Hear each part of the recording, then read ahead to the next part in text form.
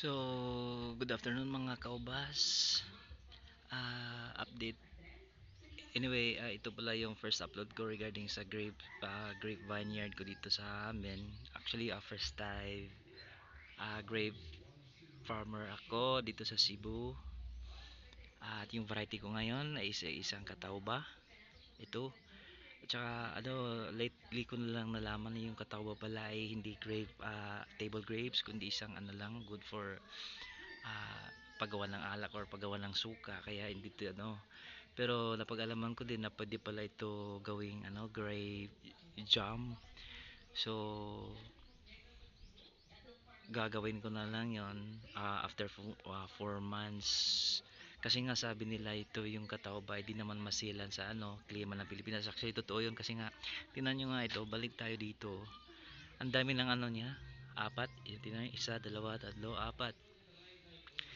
Tsaka yung katawba hindi din masilan sa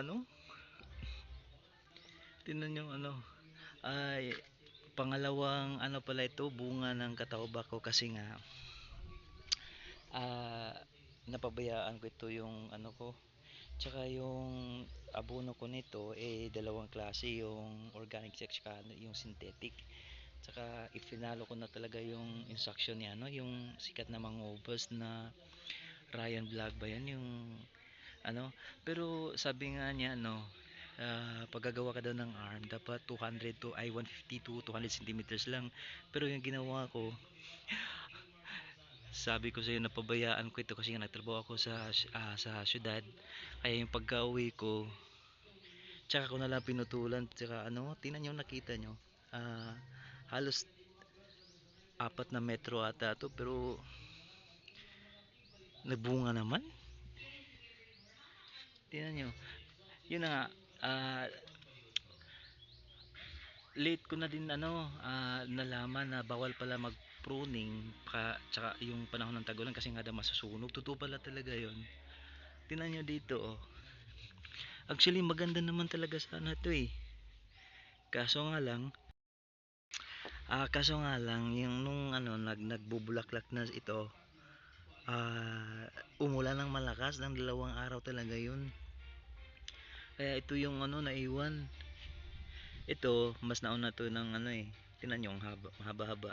Pero hindi siya katulad ng yung mga black variety talaga na sigang hahaba. Ito lang, maikli lang, pero maganda kasi nga madami sila. Tingnan nyo, isa, dalawa, dalawa, 2 to 4 yung niya, may yung mga tangkay niya. Tingnan niyo dito, ito dalawa, isa, dalawa, tatlo naman talaga to, isa. Yun na nga sabi ko sa inyo, yung umulan ng malakas na 2 araw na magkakasunod talaga, nasira yung mga bulaklak. Totoo pala talaga yun na masusunog talaga yung yung mga bulaklak. Ito tatlo, isa, dalawa, tatlo. Ito nagbubulaklak siya na walang ulan, kaya maganda to. Hopefully klaro lang. Ayun, mag-focus ka. Dito tayo. Ito, tingnan nyo, ang kaganda. Isa, dalawa, tatlo. Tingnan nyo.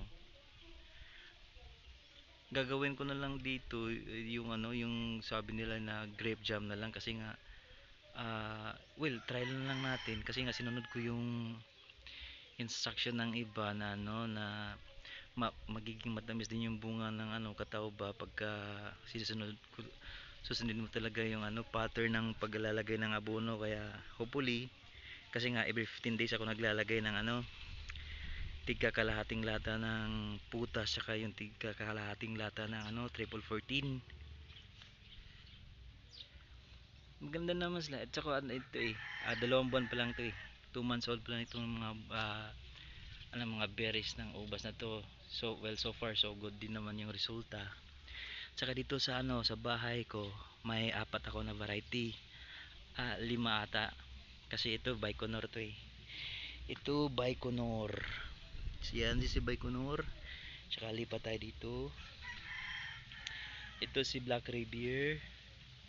Yan, Black Rivier yan. 4 ito na puno. Yung 3 nasa likod. Tsaka ito si Black Hummingbird.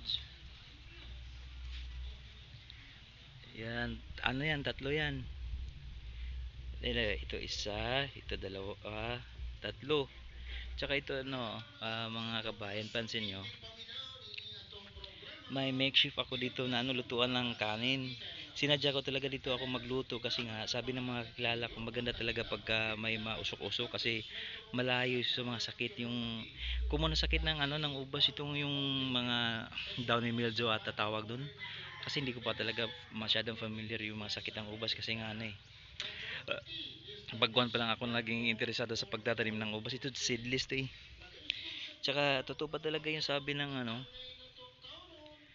ito marami pa dun sa ano sa likod. Totoo pala talaga sabi ng ibang tao na pagka mag-uusok-usok ka sa mga ano ilalim ng ubasan mo, wala masyadong sakit kasi effective naman siguro. Kasi walang ano, walang mga sakit well so far. So good. Tsaka balik tayo dito sa ano ko sa yung black hamburg ko. Tinanim ko to last March. Tingnan niyo yung ano niya, yung stem niya. Ah, pintil-pin size na.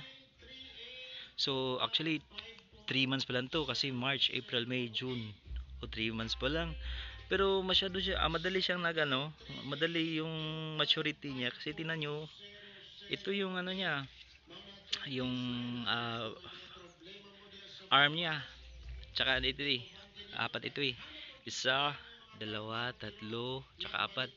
Tingnan niyo yung mga arms niya. Brown na. Siguro pagka try ko kaya to i-pruning ng ano, after na ma-harvest itong mga katawba ko, try ko lang kasi nga pagka hindi magbunga, edi bawi na lang sa susunod. Kasi gusto ko talaga itong ano eh. Tsaka masyado siyang ano, madali yung I mean, excited siya na magbunga kasi tingnan niyo ito mga kabayan, oh. Yung ano nga tawag ito? Ito tawag nito. Tingnan niyo, may bunga na siya. Ano siya? Di lang yun. Yung puno na ito, isa, dalawa, tatlo, mayroong mga ganon. Magandang sinyalis siguro ito, no, na uh, maraming bunga siguro yung ano niya, yung indication niya kasi nga ano eh. Ano nga ang terminology niya, yung nagpapahiwatig siya na may mararaming bunga na siguro. Tsaka may ano ako dito yun, dun sa ano sa likod niyan, may ano ako yung Brazilian hybrid.